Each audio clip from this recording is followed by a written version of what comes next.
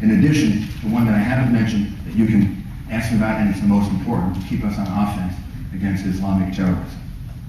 America has to be on offense. We cannot go back to the defense that the Democrats want to play against Islamic terrorism.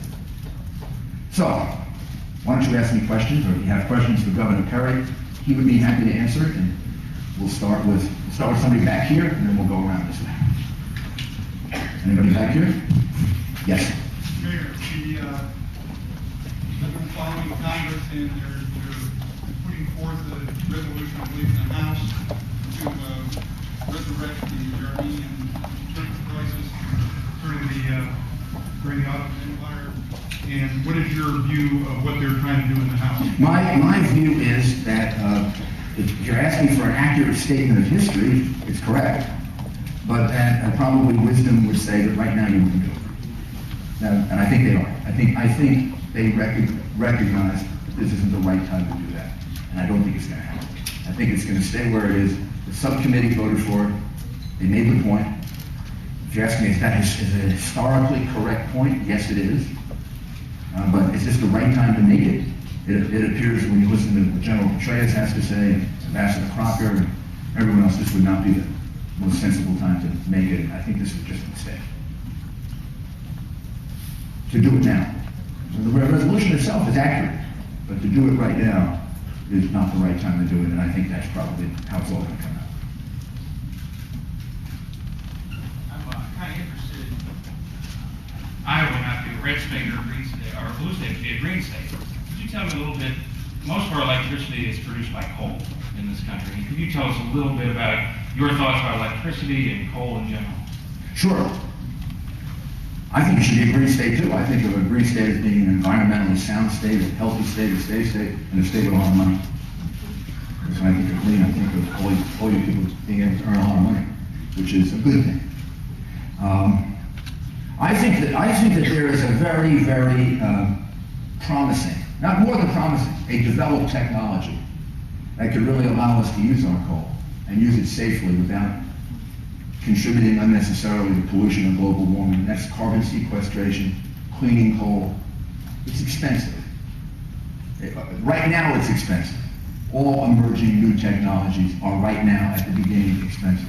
The government should help with that. I don't think the government should be in the business of subsidizing for long periods of time, but I think the government should be in the business of even subsidizing in a situation in which an industry is emerging, it's in the national interest, maybe it's even a national security issue, and the government should try to help that industry emerge into a full-fledged process. We have more coal reserves in the United States than they have oil reserves in Saudi Arabia. And if we can rely on those coal reserves in a way that doesn't harm the environment, in a way that's consistent with a clean environment, we're going to be in a much better position. And whenever I talk about energy independence, I think of it as a three-fer. You know, you've heard of two-fer, three-fer. Three benefits in one. Whenever I say energy independence or any of these technologies that leads to energy independence, please think of the following. In most cases like this, it reduces pollution and an impact on global warming. Number two, right now, it's a national security matter.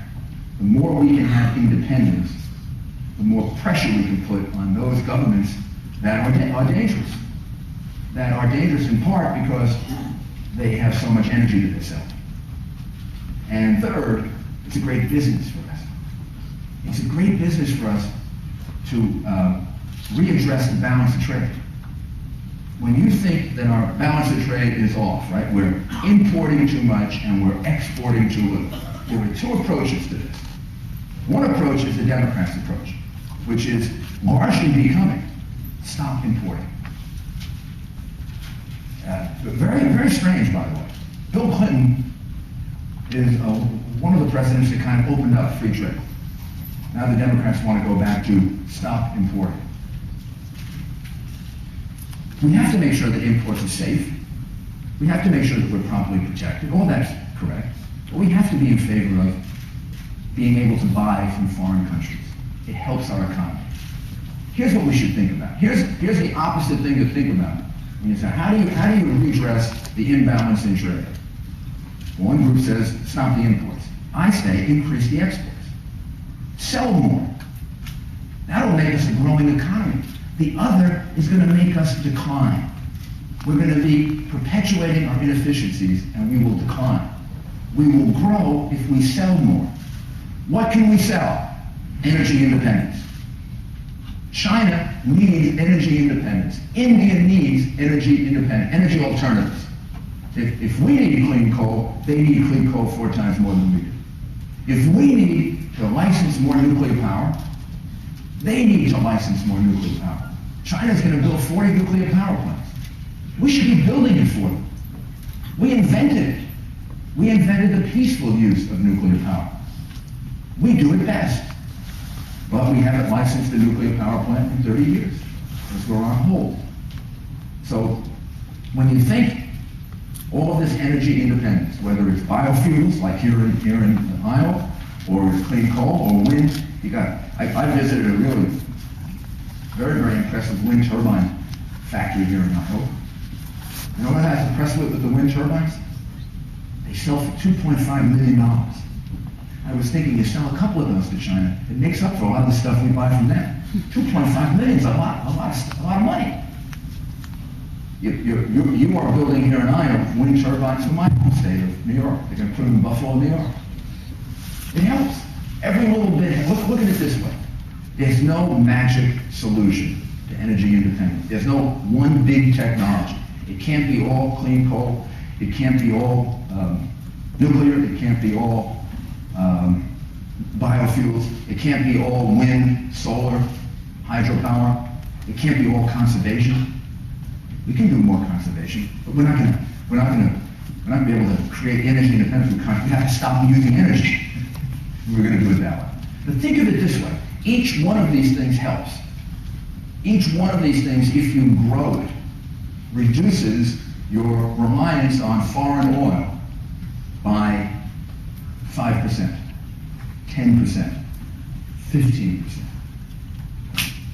You start multiplying that out by 8 or 9 or 10 different new technologies, and now all of a sudden you've become energy diversified, energy independent. And had we done this 30 years ago, I can't say for sure, but I'm not sure we would be in quite the predicament we are in with Islamic terrorism, and at least the funding of it, because we would have a lot more leverage. We would find that right now, I think the president of Russia is in Iran. I think he's right now, or he was going there. Do you think if Iran, if we could cut off Iran as a supplier of oil, do you think the president of Russia would be there? I don't know, maybe, but probably not. And Iran would mean a lot less if we could isolate them. If we could present to other countries opportunities other than using Iranian oil. And we've got to have that flexibility in the future. That's why it's a matter of national, when I say it's a matter of national security, energy independence is one of the ways, just one, but one of the ways to win the war on terror, or the terrorist war against us. We won the Second World War by our industry, to a large extent, by the bravery of our men and women that Rick and I were talking about earlier, but also by the people at home who built the biggest army, navy, and air force in the world in 2 years. Well, we can give ourselves a real boost in this war on terror if we have energy independence. Yes, sir. I'm constantly working as a ERP and working on it.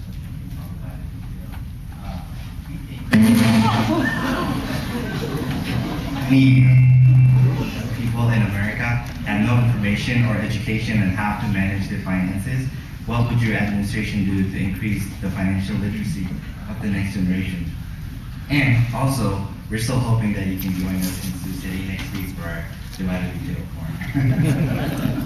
Well, first of all, on the various forums and debates, where, because there are so many, you end up insulting more people than you really intend to.